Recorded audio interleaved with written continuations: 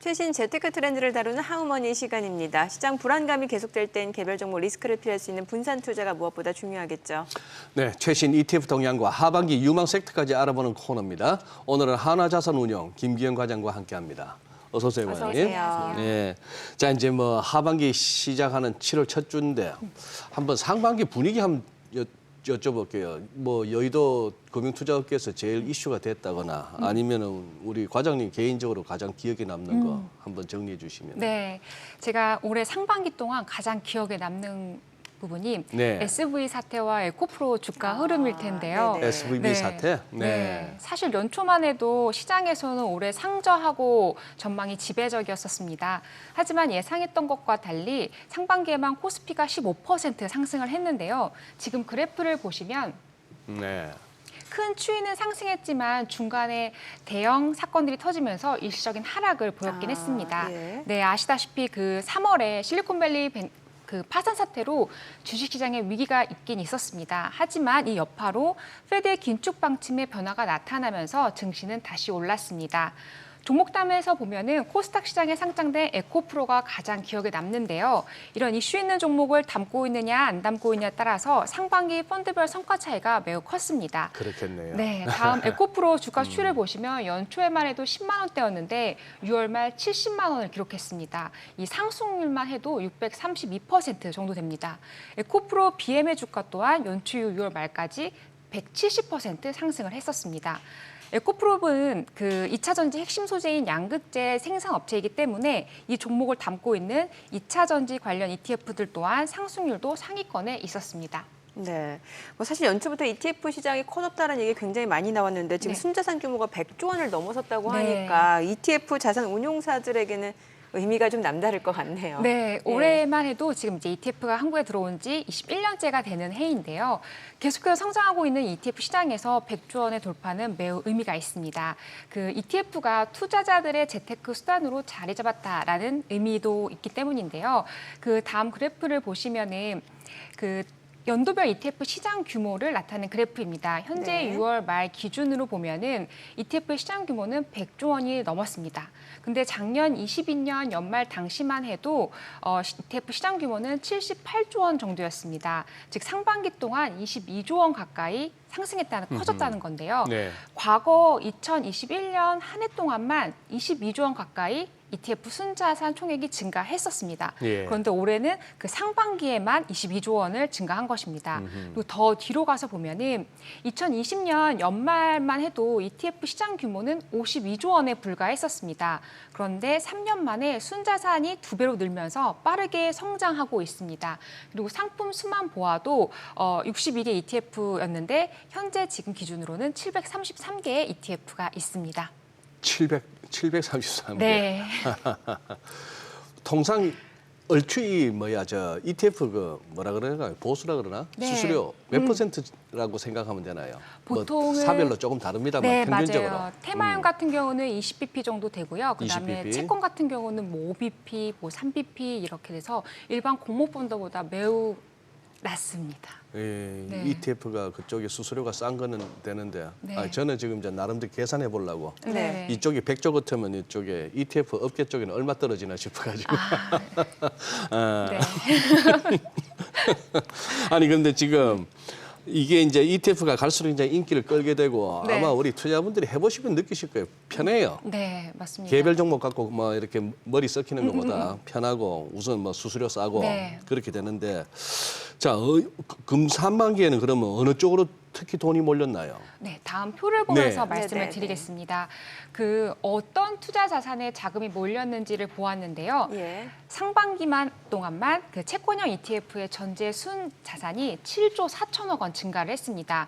여기에 금리형 ETF 순자산 증가분이 3조 5천억 원까지 더하면 총 11조 원이 증가했는데요. 제가 앞서 올해 상반기 동안 22조 원 ETF가 증가했는데 거기에 절반을 차지하는 수치입니다. 네. 그래서 연초에 시중금리가 고점에 이뤘다는 인식이 공유되면서 채권 ETF 수요가 가파르게 늘어났던 부분도 있습니다. 그러면 다음 연초 이후로 ETF 순자산이 증가한 상위 5개의 ETF를 보면 5개 중 4개가 모두 채권형과 금리형 ETF입니다. 타이거 CD금리 ETF는 작년 연말 3조 4천억 원이었는데요. 올해 상반기에만 1조 7천억 원이 증가하면서 6월 말 기준으로는 5조 원이 되었습니다. 그리고 이런 채권 ETF의 자금이 전반적으로 증가를 하긴 했지만 그 안에서 단기채 ETF는 좀 자금이 유출되었는데요. 네. 다음 표를 보시면은 그 자금이 유출된 5개 ETF를 보았습니다. 채권 ETF 중에서 순자산이 가장 크게 감소한 상품은 KB스타 단기 통환채입니다. 같은 기간 3천억 원 정도 감소를 했는데요. 타이거 단기 통환채도 2천억 원 감소를 했습니다. 이런 현상은 금리형 ETF가 등장을 하면서 단기채 ETF의 이자 메리트가 다소 떨어졌기 때문입니다. 6월 말 기준으로 보면은 금리형 ETF가 주로 추정하는 한국 무위험 지표 금리가 3.5% 정도 되고요. CD금리가 3.7% 정도 됩니다. 네. 반면에 단기채 ETF의 표면금리는 1.5에서 3%를 형성하고 있기 때문에 금리 메리트가 그렇게 크지 않는 편이라서 단기채에서는 규모가 줄었지만 금리형에서는 자금이 늘어났습니다. 예. 사실 뭐 올 초만 하더라도 좀 시장이 하락할 거라는 그런 전망이 많았던 것 같은데 오히려 반도체라든지 뭐 2차 전지, 전기차 관련주들이 강세를 나타내면서 시장이 또 흐름이 굉장히 좋았잖아요. 네. ETF 수익률에도 좀 영향이 있었을 것 같아요. 네, 테마별로 정말 극명한 차이를 보였는데요. 네. 연초만 해도 이제 뭐 물가 안정 목표를 위해서 긴축을 강행하는 모습을 보였지만 그렇기 때문에 하락장을 예상했었는데 뭐 뱅크런 같은 시스템 이슈가 들어가면서 주요 증가 상승했었는데요. 다음 표를 보시면은 상반기 주요 시장 대표 지수 상승률을 볼 수가 있습니다. 네. 코스피는 14%, 코스닥은 27% 상승했습니다. 미국도 S&P 500은 14%, 나스닥은 30% 가까이 상승을 했습니다. 모두 성과 다음으로 성과 상위 ETF를 보면요. 예. 2차 전지와 반도체 관련 주식을 담고 있는 이 ETF가 모두 상위권을 차지했었습니다. 그러네요. 네, 그 연초 이후 2차 전지를 담은 주식형 ETF의 수익률은 거의 53% 가까이 상승을 와. 했었는데 눈에 띄는 부분이 뭐 타이거 2차 전지 테마는 74% 상승했습니다. 호호. 예. 네, 그리고 특히 나스닥 기술주의 상승장이었기 때문에 1위인 코덱스 미국 팡플러스 같은 와. 경우는 75%, 예. 그다음에 타이거 테크 탑10 같은 경우는 70%의 상승이 있었습니다. 그 H가 지금 환해지. 네, 맞습니다. 한해지 예. 부분입니다. 그러니 어떻게 보면 저 수익률이 현실적이고 리저너블한지 모르겠어요. 네. 예를 들어서 2차 전지주 가운데 금년에만 들어서 5배, 7배 뛰었다고 네. 해서 그 5배, 7배를 갖다가 다 챙기신 투자자분들은 잘 네, 없어요. 맞습니다. 네. 보통 이제 오르면 차익 실현을 그렇죠. 하고 한 네, 두세 네. 배 오르면 또 차익 실현하고 좀 내려오면 다시 사겠거니 했는데요. 이게 다시 살 기회를 안 주니까. 네, 계속 오 오르니까. 하다 보면은 예. 그런 거에 비하면은 뭐 저렇게 나올 수 있다 하는 거고. 야, 그러니 뭐 금년은 딴 거 없네요. 펀드 매니저든 어디든 간에 개인이든 간에 그 담았나 못 네. 담았나에 따라서 극명하게. 네, 네. 분명한 장을 지었습니다. 태조 이방은 뭐 작년에 테마였던 태조 이방은 중에서 방산 쪽. 자, 최근에 이제 조금 이렇게 이슈가 되다가 조금 주춤하긴 합니다만 방산 ETF도 한번 짚어주세요. 네, 올해 최초 상장했던 알랑 K방산 ETF가 6월 말 기준으로는 39% 상승했습니다. 자산 규모도 최초 상장할 때는 한 146억 정도였는데 지금 6월 말 기준으로 390억이 되면서 250억 정도 늘었습니다. 폴란드 수주 이후에도 추가로 해외 수주 가능성이 거론되면서 방산주가 급등했기 때문인데요. 방산 ETF가 나왔던 당시만 해도 매우 생소했지만 이제는 개인 투자자들의 많은 관심을 받고 있습니다. 지금 그래프를 보면은 6월에 큰 폭의 상승 흐름을 보였었는데요. 특히 6월 20일 날 하루 수익률만 9%로 ETF 시장에서 가장 높았었습니다. 이 방위 산업 특성상 수주 과정에서 정부 간의 협력은 필수적인데요.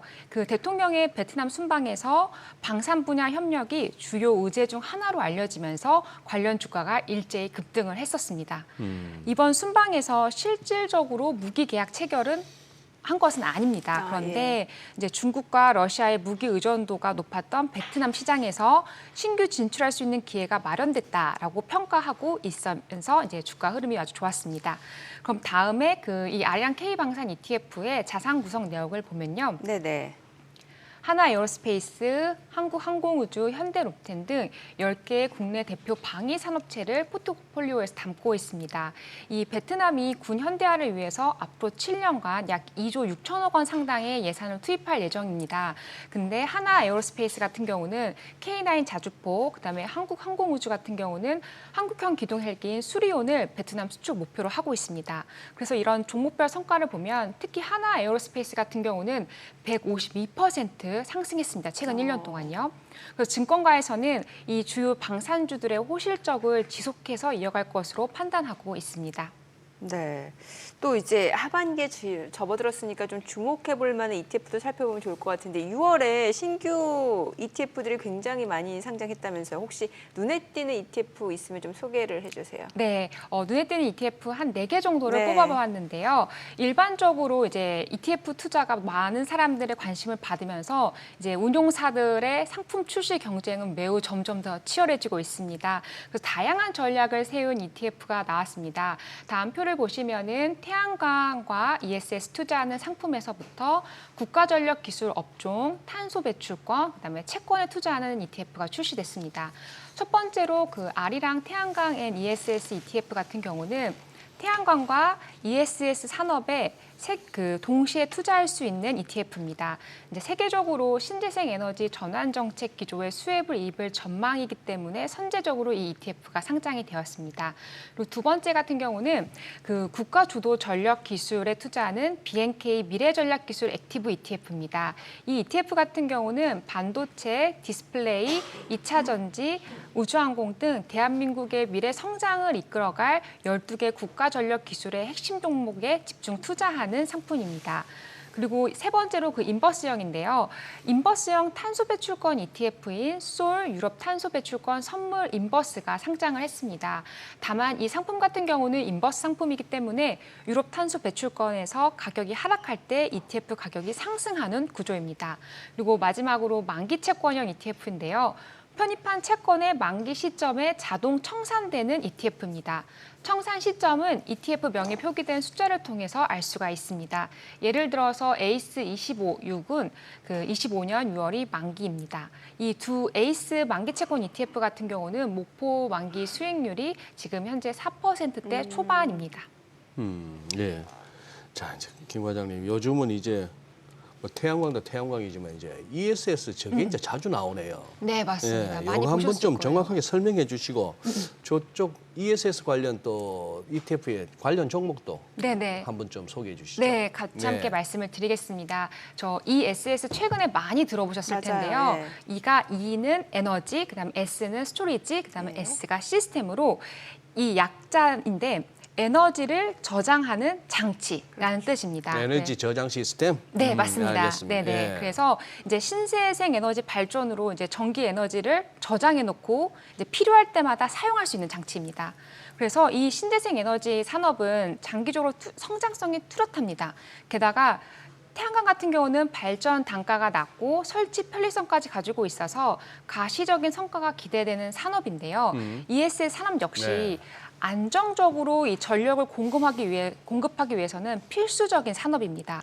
따라서 신재생 에너지와 2차 전지 산업이 성장한다면 이 SS 산업은 같이 커질 수밖에 없는데요. 이제 저희 하나자산운용에서는 이 두 산업인 태양광과 ESS 산업에 투자할 수 있는 아리랑 태양광 ESS ETF를 상장하게 되었습니다. 그 그래프를 보시면 이 ETF의 기초지수 성과 추이를 볼 수 있는데요. 이게 상장된 지 얼마 안 돼서 기초지수와 그 시장 대표지수의 추이를 비교해봤습니다. 네. 3년 성과 추이를 보면은 코스피와 코스닥은 100%포인트 넘게 아웃퍼폼을 했습니다. 그리고 올해 연초 이후 성과를 보면 33% 가까이 상승을 했습니다. 이 상반기 상승세가 컸던 코스닥보다도 더 좋은 흐름을 보였습니다. 그 다음으로 구성 종목을 보면요. 국내 상장 기업 중에 태양광과 ES 산업을 영위하고 있는 대표 기업 10종목에 투자를 하고 있습니다. 주요 구성 종목의 투자 비중을 보면 한화가 20%, 그다음에 네. 하나솔루션이 18%, 에너지솔루션이 9%로 차지하고 있습니다. 네. 그러네요. 오늘은 또 다양한 ETF에 대해서 좀 이야기 들어봤습니다. 잘 들었습니다. 고맙습니다. 네. 네, 감사합니다. 감사합니다.